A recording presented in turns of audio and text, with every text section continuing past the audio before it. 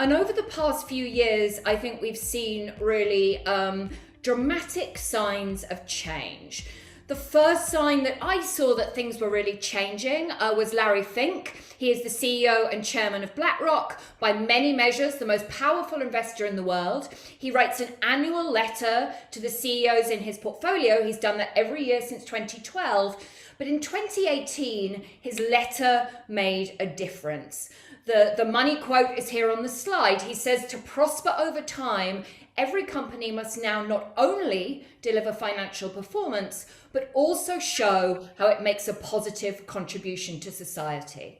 With this letter, he is posing a very direct challenge to the Milton Friedman shareholder value model, as I'm sure many of you have seen. And I saw this dramatic impact that suddenly every business meeting I went to, the people wanted to talk about the Larry Fink letter. This then accelerated a year later, where the Business Roundtable, that is the most powerful CEO network in North America, 300 corporate members, it is really the business titans of America. They also called an end to an exclusive focus on shareholder value in favor of an economy that serves all Americans, and thinking instead about balancing the interests of all stakeholders. So that means customers, employees, suppliers, communities, and they put investors last. So this is, on the face of it, very, very strange. Why have the most powerful investors and CEOs in the world, those that benefit most from the existing paradigm, called an end to the paradigm that benefits them? And I'm going to try to attempt to explain this now. The first way we might think about this, and I think this is really what is driving accelerated shareholder interest in ESG, is that how companies create value has changed. In the 20th century, you can see on the chart here, it used to be that the vast majority of corporate value was based on tangible assets. By that, I mean plants, buildings, machinery, cash, inventory, land, things you can see and touch. Today, by one estimation, 90% of corporate value is based on intangible assets, by which I mean things like patents and IP, brand value, customer data, software, and then maybe most importantly for this audience, reputation and stakeholder trust. So what has driven this shift towards intangible value, and why do I think that this has such a profound impact on how we need to think about the future of integrity and compliance? The first thing I would say is really that we are seeing increasing tragedies of the commons and increasing awareness of the social and environmental negative impacts of business. This is most obviously climate change. As we all know, we are in a crisis, but we are also seeing rising popular concern over things like the negative impact of social media, human rights abuses in the supply chain, and so on. So a really obvious point that the events are happening that are changing perceptions and making us more and more aware of the negative impacts of business that need to drive a new paradigm where we cannot say our negative impacts are externalities, they have no relationship with value, and we don't need to consider them anymore. Secondly, and perhaps most importantly, we've seen the rise of social media. This is obviously not a new trend, but I think commentators very often miss the degree to which social media adoption is still accelerating in the developing world. What this basically means now is that all citizens, anyone with a mobile phone with a camera, can record and document and share information about businesses' negative externalities. Perhaps some of you remember a doctor got dragged off a United Airlines flight a few years ago, and we all filmed that and saw the footage in real time. When a factory collapsed in Bangladesh in Rana Plaza, killing thousands of women, we also saw the live footage there. So this has greatly increased our awareness of businesses' externalities, and it has also really transformed the way business must interact with the general public. So it used to be that back in the 20th century, you could, to a very great degree, through a combination of very aggressive legal contracts, particularly employee non-disclosure agreements, and then also a PR strategy aimed at the mainstream media, you could, to a very great extent, control what was being said and written about you. That is no longer the case, and this forces companies into a far more interactive relationship with their stakeholders. That is perhaps, though, not even the most concerning thing from a point of view of an internal corporate ethics and compliance officer. We have really seen the rise of leaking as a new form of whistleblowing. This really started with people like Julian Assange, with Edward Snowden, using strategic leaks of damaging information to call attention to things going on. More recently, we've seen the Panama Papers and just now the Pandora Papers. And so what you really see is that if an employee is upset about something that is going on and something going on from a business ethics perspective, they are less likely to call the whistleblowing line, which after all is only still about breaking the law, and they're far more likely to go to the media and onto social media to make their concerns felt. And again, this dissolves the boundary between the corporation and society. You can see two examples on this slide. Facebook, as you know, we've just seen a very prominent new whistleblower coming out of Facebook. But this is from a New York Times article where the communications team is really reduced to begging internal employees to stop leaking.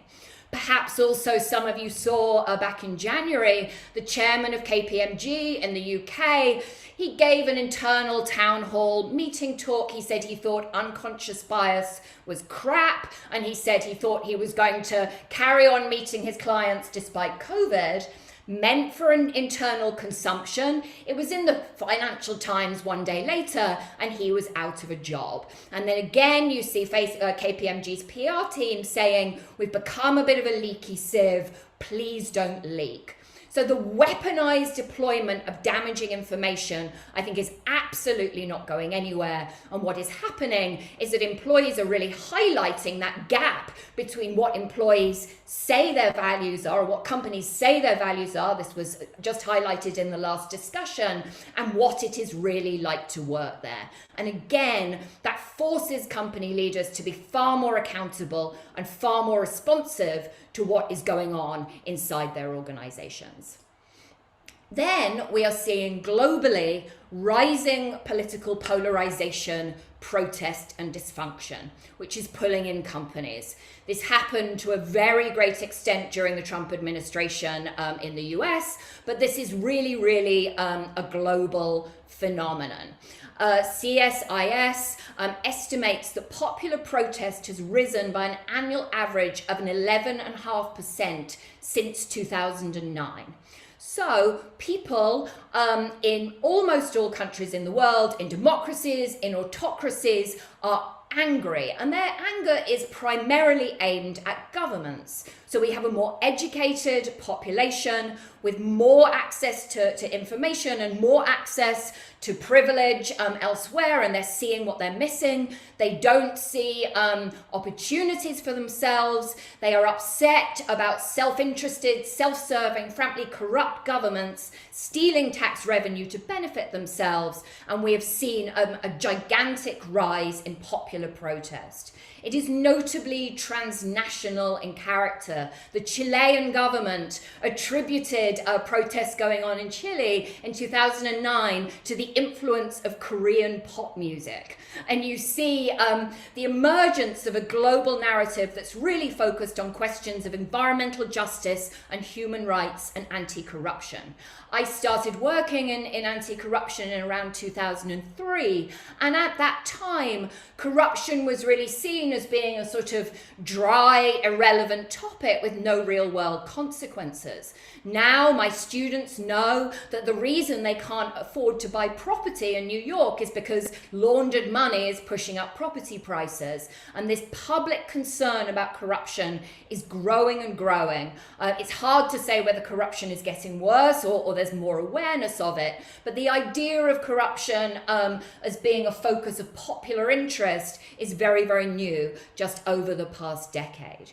So our populations are angry at governments, but of course companies get pulled into the tailwinds. I'll go back to Chile again. Obviously mining companies getting pulled into popular protests there. But this is not just about rising political risk. What we're really seeing is that people, they're angry at governments, and what can you do? You can wait another 4 years to vote. Or you can turn your anger to an institution that is far more likely to be responsive to what you're saying. And you can launch a Twitter hashtag-driven campaign. And of course, global businesses, by many measures, are more powerful than many governments, and they're arguably better placed to tackle major transactional issues like climate change. So really, we've turned to business to solve our giant societal and environmental issues because we don't trust governments anymore and because there's nowhere else to go. So this is really pushing companies to be far, far more accountable, and very often it's pulling them into political dynamics and meaning it is much, much more difficult for them to stay politically neutral. It is also raising a lot more concern and a lot more pressure about lobbying, tax avoidance, and things that companies have historically done to protect themselves from political dynamics. Then we see a new focus on racism, sexism, and abuse of power in the workplace, exemplified in the US by the Me Too and Black Lives Matter movements, but again, absolutely a global trend. And diversity and inclusion issues are to a very great extent because senior leadership teams and boards are still usually middle-aged men, usually of the dominant ethnicity in the country in general. These concerns about diversity and inclusion and reputation and representation are really, I think, about how power and decision-making is shifting inside organizations, and a lot of calls for more democratic decision-making, a lot more unionization, obviously a lot of pressure on the workforce. So I don't think this is going away. Millennials and Gen Z think very, very differently about questions of race and gender than do older generations. And so very often these conversations about diversity and inclusion are also really about conversations about power and who gets to make decisions in our organizations today. And this also ties into the fact that younger generations have new sensibilities, values, and expectations of work. It used to be, back when I was first in the workplace, that I didn't really think that work should be fun, and I certainly didn't think I could find an employer that would align with my personal values. I thought it was a case of going to work and putting up with it until I could amass enough power to tell other people what to do. But young people want to be managed very differently. They want to be coached. They want to be nurtured. If I ask my students, how important is it for you to find an employer aligned with your values? All of them will raise their hands. So we have new expectations of work, new expectations that business should have values beyond just a profit motive from younger generations, and remarkable consistency in beliefs about diversity and inclusion, remarkable consistency in a belief in climate change, and so on. So these 5 trends, I think, are driving this new landscape for business integrity. And so what? What does this mean for compliance and ethics officers? I would say that historically, what we name as business ethics, and certainly this includes compliance, we can really think of as a sort of defense mechanism. So we've built a lot of defenses around our organizations. We see the castle with the moat here. And so really what we name as business ethics is really a set of processes and procedures designed to deflect regulatory and reputational risk. Compliance, of course, is there to establish policies and processes to keep the regulators away. The corporation therefore aims, as a consequence of this, to demonstrate that all its ethical problems are really principal agent problems, and the only ethical challenge comes from bad apples, not perhaps the systemic business model. We also see something very, very similar in human resources. Now, human resources also, of course, deals with more than regulatory risk, but a big aspect of what human resources is doing is to protect the corporation from litigation and reputational damage related to harassment, discrimination, and diversity. And you are seeing now in the US a dramatic shift against employee non-disclosure agreements and forced arbitration and that kind of thing. And then thirdly, and perhaps more recently, and this is rather a different paradigm, we can think about corporate social responsibility. It is sometimes also called sustainability, and now with increased investor interest, it is called ESG. This is really a field that aims to define a corporation's voluntary actions to manage social, environmental risks, opportunities, and commitments. But via reporting and greenwashing and so on, very often ESG is treated not in that way, but is really treated as the kind of paramilitary wing of the marketing department. It is a form, as a very, very sophisticated PR to deflect reputational risk. So throughout the 20th century and perhaps the first decade of the 21st, we saw that these defenses were very, very robust. We saw that companies could deflect social and environmental risk from the outside, and we saw that they could manage their reputations through increasingly sophisticated PR and legal processes. But because of the trends I've highlighted, we're now more in this situation where pressures from the outside are really pushing at those corporate ramparts and they're dissolving those defenses. And so I think what we are seeing, but we will hear from the panel in a moment, is that compliance officers are needing to deal with an entirely new set of risks and organizational challenges. You heard about some of them in the last discussion that relate to culture and behavior and organizational dynamics. And I think, as we all know by now, any compliance effort that treats compliance as a set of paper policies and processes will fail.